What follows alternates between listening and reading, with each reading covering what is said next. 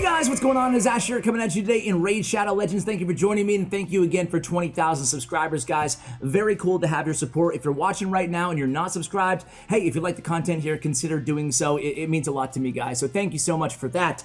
Today, we're going to be talking about Frozen Banshee, so one of the more new rares inside the game Raid Shadow Legends, and it's good to see them releasing rares, even if they're not all-around beasts, which Frozen Banshee certainly is not in terms of her overall versatility. She is very, very good in the niche things that she's actually good at. She is a specialist type champion, mainly used in Dragon's Lair and in Clan Boss. Now in today's video, I'm going to show her both in Clan Boss and in Dragon's Lair. However, it should be mentioned that in Clan Boss, my team is a work in progress. In about a week from today, I will upload an unkillable team featuring Frozen Banshee after I level up a couple more characters that I'm working on that I already have. I just need to build the team out. So today, we're probably going to be looking at like 17 to 20 million damage on Ultra Nightmare, again featuring Frozen Banshee, but don't let that, it's going to be a spotlight on Frozen Banshee. Don't hold the rest of the team against her, guys. So let's go ahead and take a look at my Frozen Banshee. So Frozen Banshee, pretty sweet champion, I have to say. Good to see Plarium coming out again with these really solid rares. You can see from the reviews, Clan Boss and Dragon's Lair, just like we talked about, not even gonna worry or you know, waste time ranking her in the other areas because it would be very low. You can use her in like Ice Golem's Peak, but she's just not. She's not going to help you out at all against the waves. Same thing with Dragon's Lair. We'll talk about how to get by that, how to mitigate for that on your team in just a moment here. But first, let's take a quick look at her kit here. Her aura is not really going to be used. It's accuracy in all battles by 35, kind of a weaker aura. Frost Blight attacks one enemy, places a poison sensitivity debuff for 2 turns, increasing poison damage by 25%, okay? That's gonna be really helpful, not just her poisons, but everybody on your team's poisons. Again, this is why she's great for Dragon's Lair and great for Clan Boss.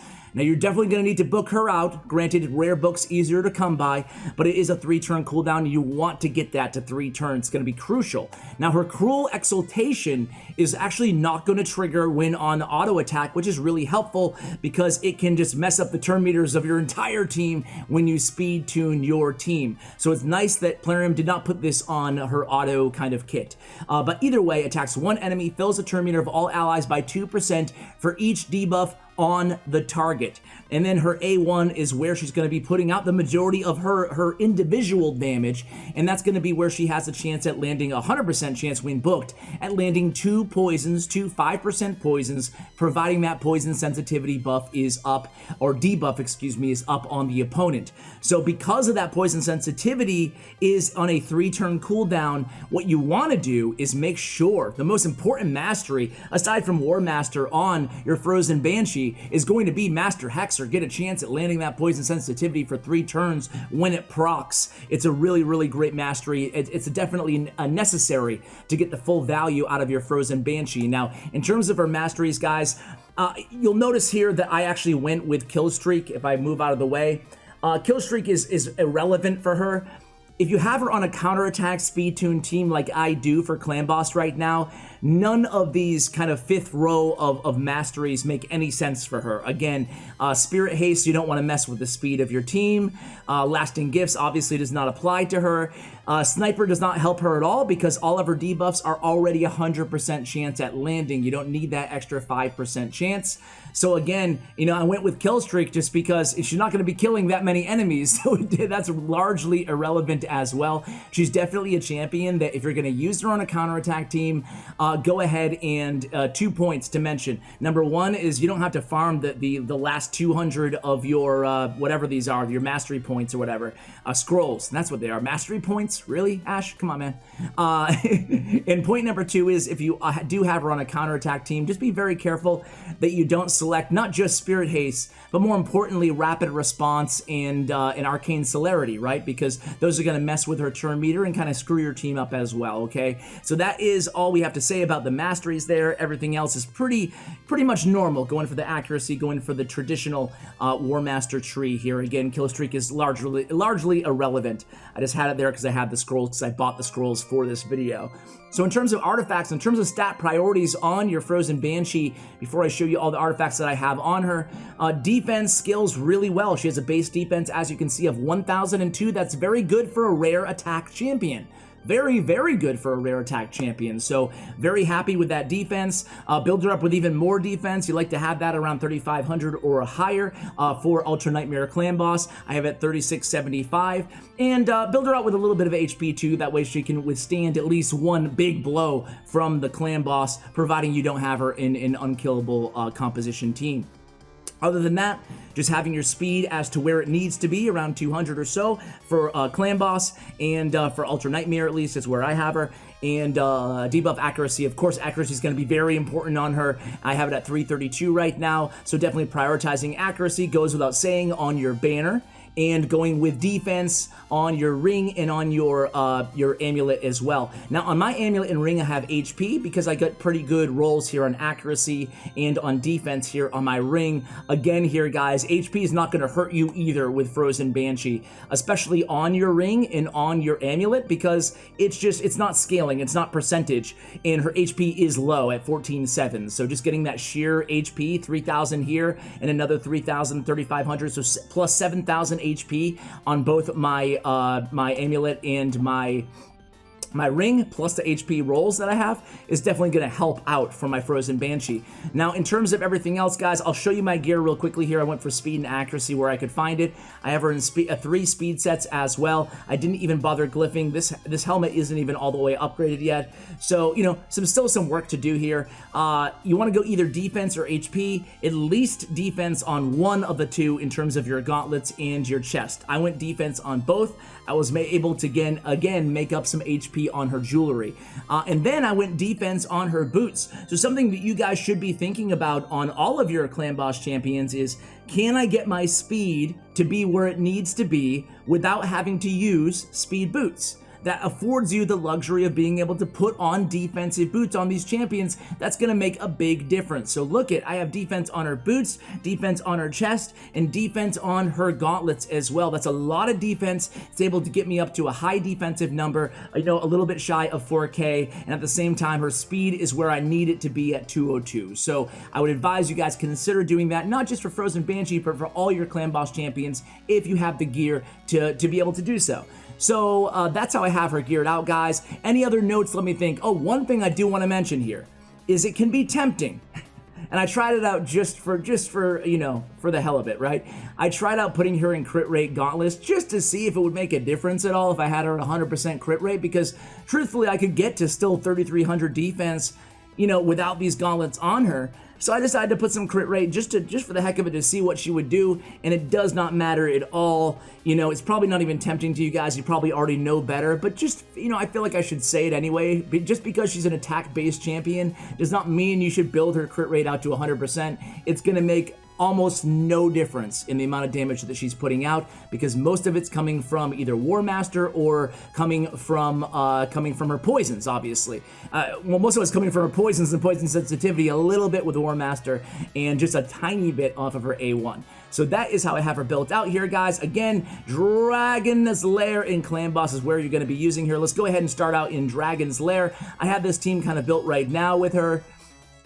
And it's kind of an interesting team. Where are they? Okay, so I have War Maiden here as a defense down. The one thing about Frozen Banshee for Dragon that we need to talk about here is if you're going to have her on your team, you need to have a game plan to deal with the waves, right? Because she's going to slow you down. She's really not helping us out against the waves pretty much at all here, just dealing a very small amount of damage. So I have Seer. What you really need is a strong nuker, as you can see, way to go Seer, and you need a defense down champion. So War Maiden plus a strong nuker is going to help you out against these earlier waves, and of course a support. Here I have Bad L as my kind of support champion, and I also have Lysandra as kind of turn meter manipulation. So that's what I have in terms of this composition right now. You know, hopefully I went over the rolls well enough so you guys can kind of get an idea. So Rapid Dragon in 35 seconds, that's really fast. And now this is where she's going to shine. So she already lands. You can see the little spider icon up here. That is the poison sensitivity. So now every single poison that we can land on this dragon is going to do significantly more damage, 25% more damage at that. And it's going to start adding up really, really quickly here. Every tick on this dragon is going to deal a lot of damage, and Bad L is going to help again. See, 57k for every single one of those poison ticks. It's looking really good here. And the synergy between Bad L's passive, where all attacks do more damage if the enemy is under poison, and again, between her kit with the poison sensitivity is going to be really, really nice, having that kind of dual synergy on the team. So here we go. The dragon's almost down. Hopefully it will be a sub 1 minute and 30 second run here. It looks to be well within that, and heck, even War Maiden's going to add on a poison of her own. So 128, not too shabby there, and you can see that Frozen Banshee put out almost 1 million damage. Definitely really solid there, and Seer put out 1.4. War Maiden with an MVP performance here at 722k. Not too bad. I did a War Maiden guide just a few days ago. If you're curious to see how I built out my War Maiden, go ahead and check it out there. I built her out to be kind of a secondary nuker on my team, as well as a debuffer, because why not take advantage if you can put out, you know, 750,000 damage on Dragons 20. So anyway, guys, that is the squad. You can see Frozen Banshee. It's noteworthy here that she put out almost 1 million damage, and that was almost all against the dragon, unlike Seer, who had 1.4 million, and War Maiden, who had 722, which was majority of that damage was done against the two waves. Frozen Banshee was opposite. She put out the majority of her damage against, of course, the dragon himself, or herself, whatever the gender of the dragon is. Anyway, let's go ahead and move to Clan Boss here, guys. Again, I do want to go ahead and show you just an example of what she can do in Clan Boss. But it's, again, very worth mentioning here that this team is not very solid. I need some defense up. I'm working on the unkillable comp, so I'm not really wasting my time trying to perfectly kind of, fine-tune this team. So, again, about a week, hopefully, from today, I'll have my second Man-Eater built out, and I will show you guys that team also featuring Frozen Banshee. So, Frozen Banshee, you can see we're going against a Spirit Affinity, so that actually works in her favor here on the Clan Boss. However, we will have to deal with his increased attack, which will probably shorten this run a little bit.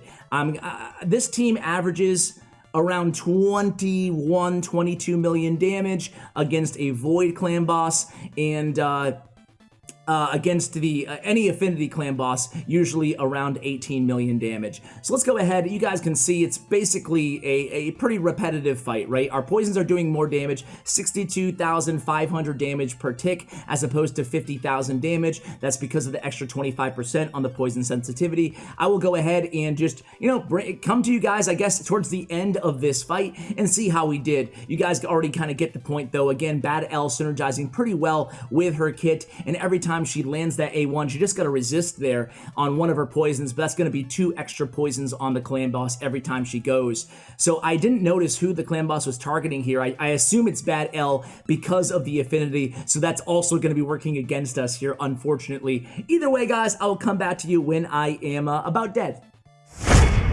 Well, what a disappointing run here, guys. Either way, Frozen Banshee did her job at 5 million damage, carrying the team along with Turvold, Tyrell, and Valkyrie both, and Bad L all short of 2 million damage. Again, not very good because Bad L was getting stunned, and we only lasted 4.5 minutes. But either way, guys, just trying to show you Frozen Banshee. Maybe I should have showed you her against like Brutal or Nightmare instead. That way she could actually put out some damage. But seriously, she can put out 10 million plus damage against a variety of different stages of Clan Boss, providing you have the right team around her. She's a really solid rare champion. Congratulations if you have her, and if you do have her and you haven't built her out, consider doing so. I think she would help improve a lot of your Dragon and, again, Clan Boss teams. Thank you so much for watching, guys. Again, thanks for 20k subscribers. It means a lot to me. Thank you. Have a great day, and as always, take care, guys.